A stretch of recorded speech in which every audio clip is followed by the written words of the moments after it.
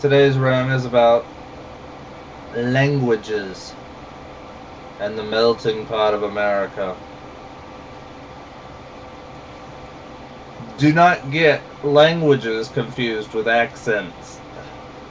I have a good southern accent when I get frustrated. I have a good southern accent when I'm pissed off. I've got a good vocabulary whenever I'm really angry. My intelligence as a redneck hick exceeds fuck you, go to hell, bullshit, bitch, cunt, whore, slut, son of a bitch, motherfucker. It exceeds all those things. Okay?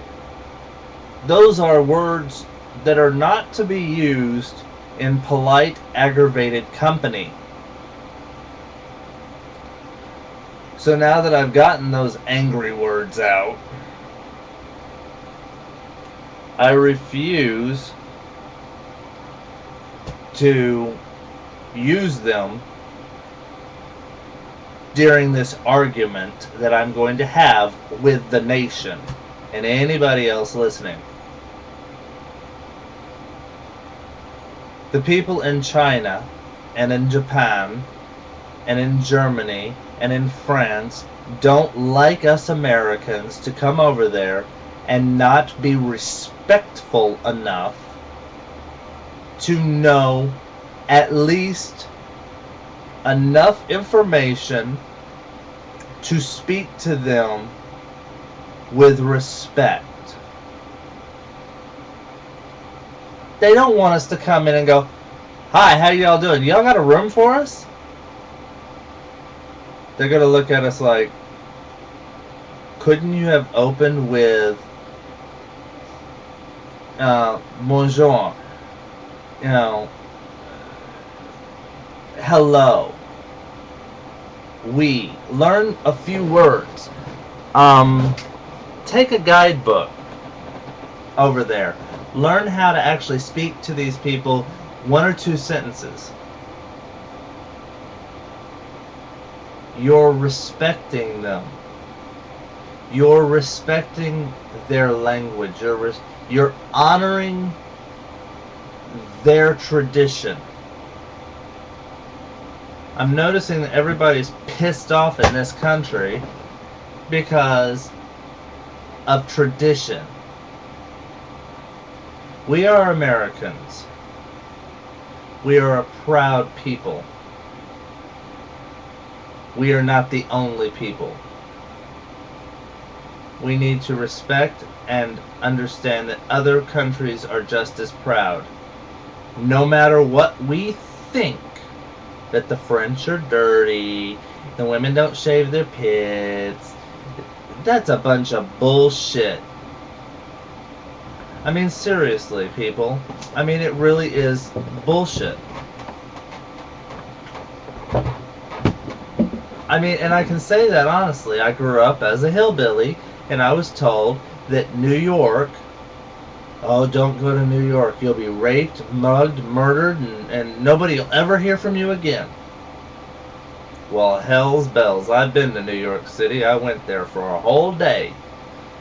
I walked from Grand Central to the Empire State Building, climbed to the top where the monkey hung, went back down in front of Macy's, all the way to the park, through the park to FAO Schwartz, turned around, went down to some big cathedral, down through Rockefeller Center, by Radio City Music Hall, back down through Times Square, Toys R Us. Did it in one whole day. I never got mugged. I went and saw Mamma Mia. People were pleasant, kind. I mean, and I was alone, and I was a tourist. And in the oddest sense, I was dressed in my Western wear. I stood out like a big, pink, flaming faggot. I mean, let's face it, people. A cowboy walking through New York City. How much more of a tourist do I look like? Hell, I bought shit off the street. I made myself a mark to be mugged and raped and murdered and never seen of again. Nobody gave a shit. Okay? Don't listen to the crap people spew. I have a friend who says she says stuff just so she feels important. And I look at her and I say, don't do that, because you're actually spreading fear and hate. I have a friend of mine who just came back from London. Oh, they don't like Americans over there. I looked at him and I said, are you fucking nuts? I'm on a gay chat site in London called Squirt. I'm on this thing all the time. They love Americans. Australians love Americans. People around the world love people. There are good people everywhere. Now, with that being said, our national language here in the United States is we don't have one. We need one. We need a petition to make English a national language. If you cannot speak English, then you don't need to get a job here. I don't mind bilingual if you're working in a call center and you're dealing with people from other countries, but for God's sake, to be turned down for a job at a grocery store because you can't speak Spanish, and the government wonders why our unemployment rate is so high, and all the Republicans and the Democrats out there are saying, it's because of this party, it's because of that party, it's because of this party, it's because of that party. People, there's a deeper picture here than what you're knowing.